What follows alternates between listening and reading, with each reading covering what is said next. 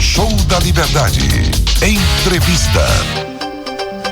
Eu estou na linha com o Major João Paulo, ele que é chefe de comunicação social do Corpo de Bombeiros Militar de Pernambuco. Vamos conversar com ele sobre um assunto muito importante, que é a prevenção de incêndios, aqueles pequenos acidentes que podem levar a um incêndio e que poderiam ser evitados. Muito bom dia, Major, seja bem-vindo à Rádio Liberdade e ao programa Show da Liberdade. Muito bom dia a todos os ouvintes, grata satisfação em poder dividir com vocês aí um pouco dessa situação, infeliz situação, mas a ferramenta fundamental que nós temos para isso é a prevenção. Como você bem falou, pequenos acidentes podem virar uma tragédia e o que a gente puder fazer para mitigar isso são ações simples que vão garantir a sobrevivência, vão garantir que a gente tenha um registro mitigado disso. Major, eu vou começar perguntando ao senhor, né, como está o panorama de incêndios, tanto na zona urbana, residencial, também em áreas rurais, também florestal também, aqui no nosso estado, aqui na sua área que o senhor atua, que o senhor fica à frente, nos últimos anos. Veja, o registro médio que nós temos é de 5 a 6 mil ocorrências por ano. Nós temos um crescimento bastante significativo a partir do mês de setembro, que é notoriamente quando a gente inicia o processo de desidratação da mata, né? Das espécies vegetais, e a gente tem um crescente absurdo em relação a incêndios em vegetação ou áreas de vegetação. Com relação aos incêndios estruturais, eles caem para o segundo local. Então, a gente tem aí uma média de 1.000 a 1.100 incêndios em edificações residenciais, sejam elas unifamiliares, que são as casas, ou multifamiliares, que são os edifícios em geral. Então a gente está exatamente entrando no mês de setembro, que é quando a gente inicia essa crescente. Isso. O período também começa a esquentar um pouquinho mais, né? Chegada do verão e tudo mais. Então, acaba ficando mais... essas ocorrências acabam ficando assim mais presentes. Eu gostaria que o senhor falasse também de dicas importantes, né? Para a dona de casa que está ouvindo aqui a nossa entrevista. Para a dona de casa, que cuida da casa e precisa ligar o fogão, por exemplo, ali as 4 bocas para fazer o café da manhã e já prepara o almoço, e já prepara o janta, e já prepara uma marmita e usa ao mesmo tempo, coloca na marmita e bota na geladeira e a máquina tá ligada porque tem roupa lá. Eu queria que o senhor desse orientações, né, para isso e os principais cuidados, porque é uma rotina, né, é um tráfego que você acaba ficando ali naquela parte da cozinha para a área de serviço e às vezes você não percebe que tem um perigo iminente ali. Sem dúvida. E aí tem um perigo que ele é um dos grandes problemas que nós temos, que se chama a questão das mangueiras e os reguladores de pressão dos botijões de gás. A gente tem aí, eu acho que muitos dos nossos ouvintes, infelizmente, eles não atentam para a data de validade da sua mangueira ou do regulador de pressão. Isso tem que ser substituído por uma periodicidade dependendo do fabricante, e aí é importante que a dona de casa que esteja escutando a gente agora dê uma olhadinha como está a data de validade dessa mangueira e como está a data de validade daquele reloginho que a gente tem no gás. Nunca, muito importante, quando a gente for fazer a troca do gás, utilizar nenhuma ferramenta, alicate, aqueles adaptadores que são vendidos nas feiras livres. Infelizmente, esse material acaba podendo ocasionar um dano ao equipamento e esse dano ao equipamento ele fica invisível. Para a gente observar, por exemplo, vazamento, a gente não vai fazer teste com fogo. O que é que a gente usa? Uma esponja, água, um pouquinho de sabão. Faz aquela espuminha e coloca ali por sobre todo o regulador, toda a extensão da mangueira para observar se tem algum tipo de vazamento. Então, só com essa ação simples de fazer a troca desse regulador, troca da mangueira, troca das abraçadeiras que ficam prendendo a mangueira nos fogões, a gente já livra aí um grande número de registros que nós temos. Você falou bem a questão do uso de eletrodomésticos. Nunca utilizar TEIs, os benjamins, adaptadores, respeitar o dimensionamento, ou seja, a capacidade elétrica do local. E quando a gente estiver fazendo o uso na cozinha, de panela, a gente sabe, hoje tem muita gente que tem telefone e acaba se distraindo. grande parte dos nossos registros de atuação estão condicionados e relacionados a, por exemplo, pessoas que esquecem panelas no fogo. Sim. E essa panela no fogo, ela pode vir ou a incendiar, ou simplesmente ser apenas fumaça. Mas o transtorno causado, além da perda do alimento, o transtorno causado de ter a cozinha toda tomada por fumaça, ou via mesmo até a ter um incêndio no ambiente. Então, essas duas orientações específicas, que são os nossos registros mais significativos de ocorrências de incêndio em residência, estão relacionados à cozinha.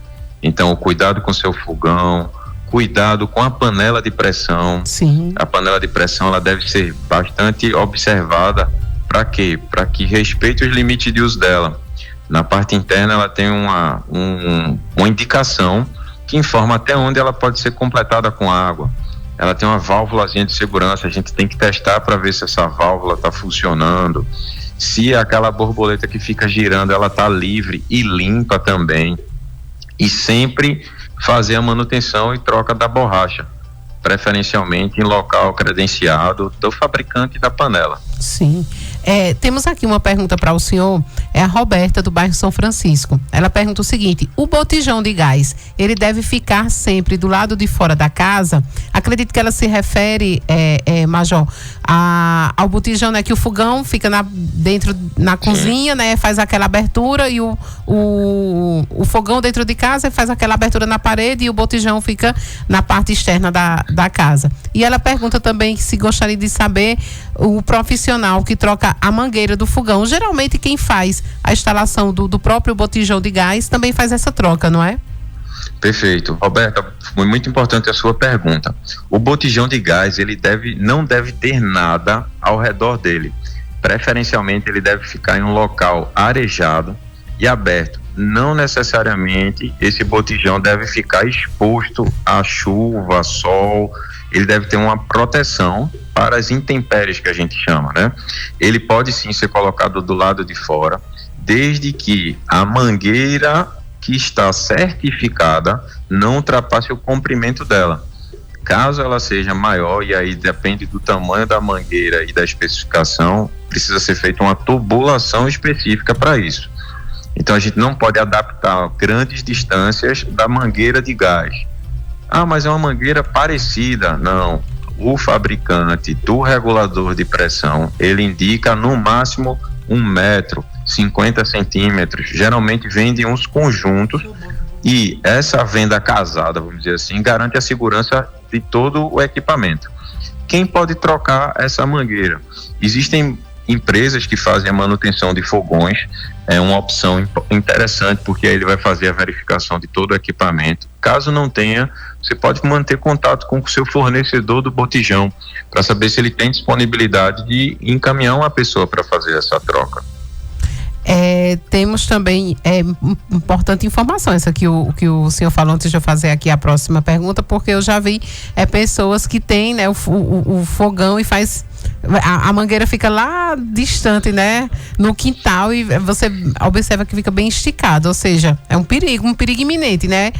Sem dúvida. Né, algo que está ali. Quem pergunta agora é a Laura do bairro do Salgado. Ela pergunta o seguinte: se os fornos elétricos eles são seguros, e se aqueles fogões cooktops, né? Cooktops é aqueles que colocam aquela base em cima, assim, aclopado. Ela pergunta também se é seguro, porque ela diz aqui que acha assim muito aberto, não tem muita segurança, prefere o bom e velho fogão tradicional. O que é que o senhor tem a dizer aí sobre essa questão agora das modernidades, né? Dessas questões mais modernas. Pronto, a gente está saindo, né, do clássico fogão a lenha, que tinha suas características construtivas, era parte aí muito voltada na região do interior. A gente ainda tem alguns locais que tem, né? Dá até um sabor diferente na comida, e a gente vem passando aí por uma modernização e atualização dos equipamentos.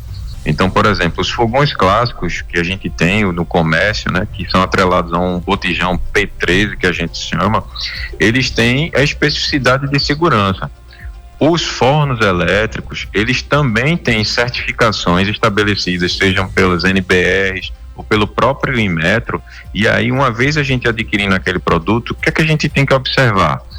A frequência da manutenção, a instalação desses fornos elétricos, que a rede elétrica da cozinha precisa estar adaptada. Então, alguns desses fornos, por exemplo, a tomada são aquelas tomadas mais grossas, que tem uma amperagem maior. Então, essa tomada ela precisa ser ajustada a toda a fiação da casa. E os cooktops, da mesma forma, eles são uma versatilidade apenas para uma constatação arquitetônica. E aí eles podem ser colocados em outros tipos de superfícies. Atentar para a borda do equipamento, no caso do cooktop, ele vem com a proteção. E há necessidade de respeitar exatamente o que o produtor, o fabricante, ele informa. Por exemplo, se pode colocar sobre uma superfície de madeira, qual a espessura dessa madeira, qual o tipo de madeira, entende? Então, cada um desses equipamentos tem as suas configurações de segurança que vem no próprio manual dele. Chega aqui mais uma última pergunta que eu vou fazer para o senhor. Estamos já finalizando a entrevista. É a Deildes. Ela manda aqui perguntando sobre. É até interessante o senhor esclarecer isso, que ela disse que tem um forno e esse forno fez um buraco no meio por conta da ferrugem. Aí ela está perguntando se presta soldar, né? Fazer soldar esse local e continuar utilizando. É até importante porque o senhor esclarece, né? Se é seguro soldar e continuar usando. Veja, eu acho que o ponto fundamental é, para além de uma questão de economia aparente, a gente preservar a vida. Se esse forno tem esse comprometimento da oxidação, né, dessa ferrugem, significa que outras partes dele provavelmente ou certamente já estão na iminência de não conseguir mais funcionar de forma adequada. Então, há sim a condição de fazer a manutenção e a manutenção de recuperação desse forno. Mas não é apenas a solda. É a solda, a verificação dos bicos, a verificação da tubulação, a verificação das torneiras que abrem as bocas e a boca do forno. Tudo isso precisa sofrer uma intervenção. Minha sugestão, sendo muito sincero, claro, dependendo da condição financeira e disponibilidade, seria adquirir um outro forno, um outro conjunto completo. Entendi. Porque essas gambiarras que a gente chama acabam trazendo um prejuízo muito maior ao futuro. Verdade, viu, Major? Eu gostaria de agradecer sua participação conosco aqui na Rádio Liberdade, no programa Show da Liberdade. Fique à vontade para suas considerações finais, reforçar o número de telefone do Corpo de Bombeiros Militar aqui de Caruaru, né, o 2º grupamento. Gostaria que o senhor ficasse à vontade. Pois não, eu que agradeço a oportunidade. A população, os ouvintes aí da rádio, fiquem em qualquer tempo cientes de que através do número 193, é uma ligação gratuita, atende em toda a região. Se tiver qualquer dificuldade, não hesite em ligar o número 193. É 24 horas, a gente tem as equipes de combate a incêndio, salvamento, atendimento pré-hospitalar, todos disponíveis para atender às necessidades da sociedade. O Corpo de Bombeiros Militar de Pernambuco está no estado disponível para o cidadão, para quem precisa. Não hesitem em nos acionar. Vidas alheias, riqueza salvar. Um bom dia a todos. Conte conosco. Muito obrigada. Conversamos no Show da Liberdade com o Major João Paulo, chefe de comunicação social do Corpo de Bombeiros Militar aqui de Pernambuco, sobre prevenção de acidentes. Show da Liberdade. Um show de programa.